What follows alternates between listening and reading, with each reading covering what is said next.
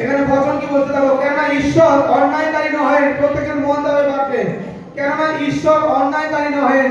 তোমাদের কার্য এবং তোমরা পবিত্রগণের যে পরিচর্যা করিয়াছ করিতেছ, তদ্বারা তাহার নামের প্রতি প্রদর্শিত তোমাদের প্রেম এই সকল তিনি ভুলিয়া যাইবেন না। হালেলুয়া।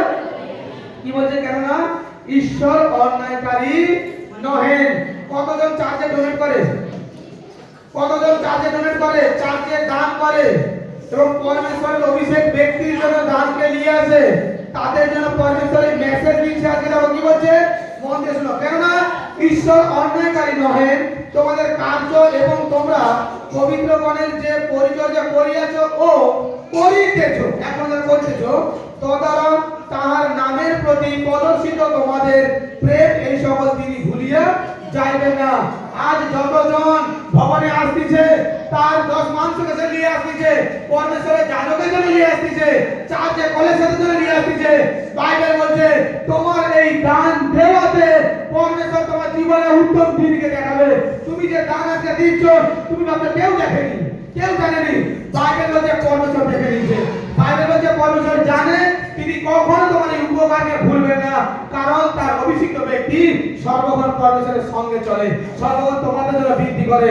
আর তোমরা যখন তাদের প্রতি সেই প্রেমকে দেখাচ্ছ, তোমাদের কর্তব্যকে দেখাচ্ছে, হ্যাঁ আমাদের কর্তব্য এই মণ্ডলীর পিছনে আরো সাহায্য করা, আমাদের কর্তব্য এই মণ্ডলীকে আরো উন্নত পথে নিয়ে যাওয়া। বাইবেল বলছে তোমার এই সকল কার্যকারীর জন্য প্রভু তোমাকে এক মহা পুরস্কার দান করবেন প্রভু যিশুর নামে। হালেলুয়া। আজ তোমরাই বলো, নিজেরাই আজ বলো কি, যদি তোমাদের বাড়ির ছেলেরা যদি ক্ষুধার্ত হয় আর তুমি তখন ছিঁড়ে না কোথাও গেছো, আর সে ব্যক্তিকে কেউ যদি আহার দেয়, তোমরা এসে বাহবা দেবে কি দেবে না? দেবে কি দেবে না? আরে হ্যাঁ কি না?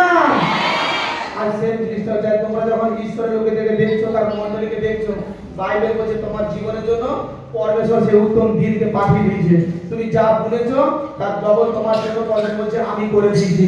তুমি হয়তো অনেক সময় হয় তুমি জানো না সঠিক কোনটা, আমাদের মতো হয়, আমাদের যাজকদের মতো হয় সঠিক কোনটা।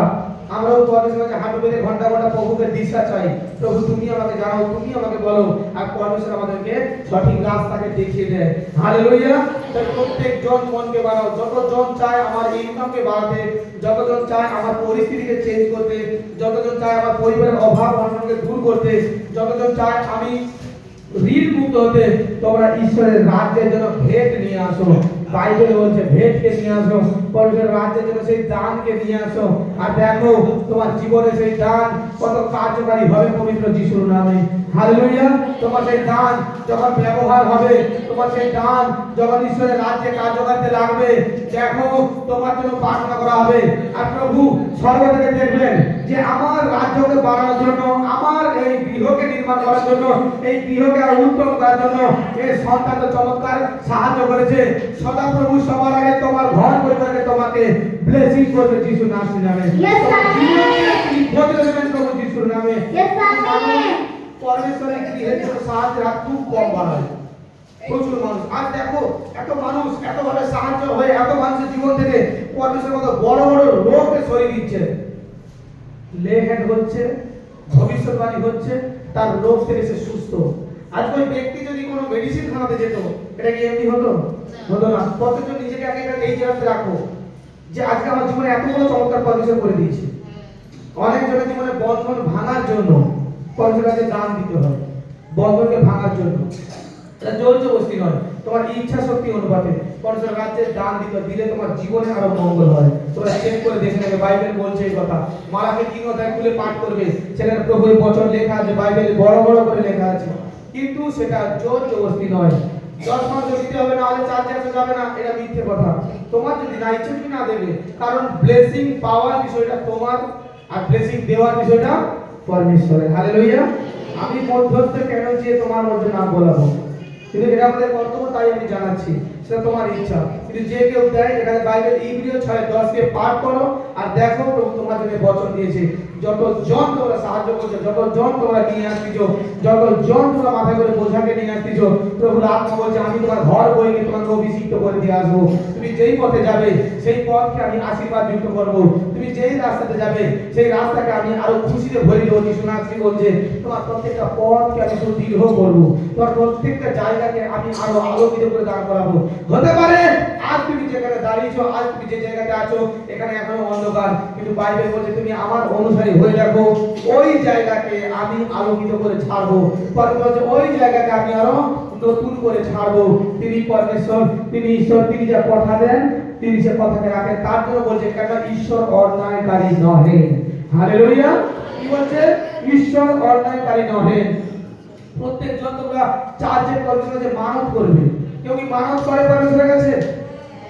মানত যখন করবে তোমরা মনে রাখো মানত যেন পূর্ণ করতে পারো, তাহলে মানত করো, না হলে করো না। পরমেশ্বরের তোমরা এখানে হাঁটু পেতে মানত করে যাবে কি প্রভু আমার এই চমৎকার তুমি করাও, আমি তোমার রাজ্যে এই উত্তম দান বা ভেট আমি নিয়ে আসবো। আমি তোমার রাজ্যে ধরে নিজেকে সমর্পণ করবো, তোমার কার্যকারীতে সেবা কাজের নাম দেবো। তোমার যেমন ইচ্ছে তুমি সেটা করো, আর দেখো প্রভু তোমার জীবনে চমৎকার করবে। মানব করলে সর্বক্ষণ মানব পূরণ করতে হয়, তাহলে তুমি ব্লেসিং আর উত্তম দিনকে প্রভু যিশুর নামে দেখতে পাবে। জীবনে বড় ঘোষণাকে দেখাবে প্রভু যিশুর নামে। কতজন জানতো যে মানব করতে হবে? দেখো অনেকজন জানতো না, যারা জানতো না প্রার্থনা করে নেবে এখানে আর দেখবে প্রভু চমৎকার করবে। বা যখন মেন প্রার্থনা যখন হচ্ছে তখন প্রার্থনা করবে, মানব করার প্রভু তোমার জীবনে চমৎকার করবে। অনেক সময় হয় অনেক বিশ্বাসী ভেট করে নিয়ে আসছে, পরমেশ্বর রাজ্যের দানকে নিয়ে আসছে, বাড়ি থেকে বলে আসছে পিতা আমি তোমার রাজ্যের দানকে দিচ্ছি, পিতা আমি তোমার রাজ্যে আমি তোমার গৃহের জন্য ভেটকে নিয়ে যাচ্ছি, পিতা আমি যেন বাড়িতে এসে দেখি আমার ঘরে এই চমৎকার সার্থক তুমি করে দিয়েছো। আর দেখো তার ফিরে আগে পরমেশ্বর চমৎকার করে দেয় যিশুর নামে। হালেলুয়া। এই পরমেশ্বর তোমরা বিশ্বাস করো কি আমি দান দেবো তো পরমেশ্বর আমার ঘরে সেই আশীর্বাদকে পাঠাবে যিশুর নামে। প্রত্যেক জনই মনকে বানাবে, এই মনকে যেমন বানাবে তেমন সেই অনুসারে চলো। আর দেখো প্রকৃতভাবে সত্যভাবে তোমাকে ঈশ্বর কিভাবে আগে বাড়ায় প্রভু যিশুর নামে। বলো আমেন।